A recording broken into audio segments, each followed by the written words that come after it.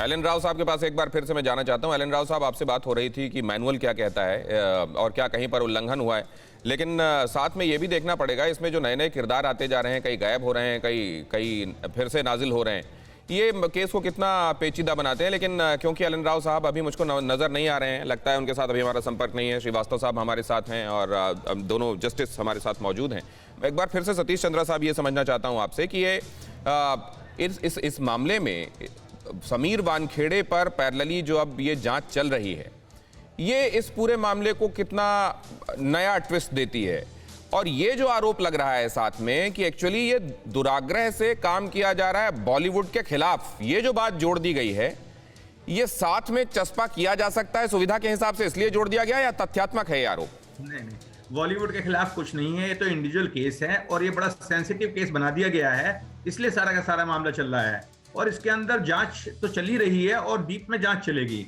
आगे हो सकता है कोई और एजेंसी भी इसमें इन्वॉल्व हो जाए, तो जब तक जांच के बाद रिजल्ट सामने नहीं आते कुछ नहीं कह सकते आप।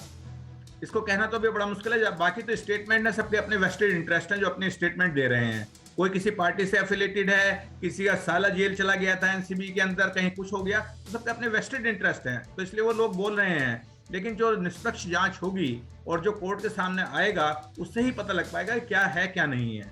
और शायद आने में भी टाइम भी लगेगा थोड़ा, तो बहुत जल्दबाजी होगी अगर किसी पर कोई कमेंट किया जाए तो। और क्योंकि आप लोगों ने इस बात पर जोर दिया कि देखिए बहुत फर्क नहीं पड़ता, हम लोग ये देखते हैं कि सबूत क्या प्रस्तुत किए जा रहे हैं, साक्ष्य क्या प्रस्तुत किए जा रहे हैं कोर्ट के सामने। मैं पांडे सर आपके पास आकर एक बार फिर से ये बात समझना चाहता हूं कि जब ये कहा जाता है कि देखिए यहाँ पर एक व्यक्ति जिसके पास पोजीशन कोई नहीं मिला, जिसने उसको ड्रग कंज्यूम किया था, इस बारे में कोई तथ्य नहीं मिला, लेकिन उसको पकड़ लिया गया, कस्टडी में रखा गया और ये मामला लंबा खिंचा, जबकि दूसरी तरफ वो जो मुख्य रूप से इसका आयोजन करने वाले और बड़ी मछलियां हैं, उनकी तरफ एक्चुअली ध्यान ही नहीं था और ये एक अजीब तरह का ट्रैप था। कोर्ट के सामने जब ये दलीलें रखी जाती हैं तो कोर्ट इसको कैसे देखता है? नहीं, ये देखिए मामूली एक पोजीशन का मामला और सामान्य अपराध और ये ड्रग वाले मामले में दोनों में थोड़ा अंतर। इसके जो सबूत है ना, सबूत का जो स्टैंडर्ड है दोनों का अलग अलग। इसमें बहुत कुछ रिस्पॉन्सिबिलिटी एक्यूज को होती है कि वो अपने को इनोसेंस साबित करे, बहुत कुछ, ये नहीं कह कर कि वो अपने को साबित करे, बहुत कुछ।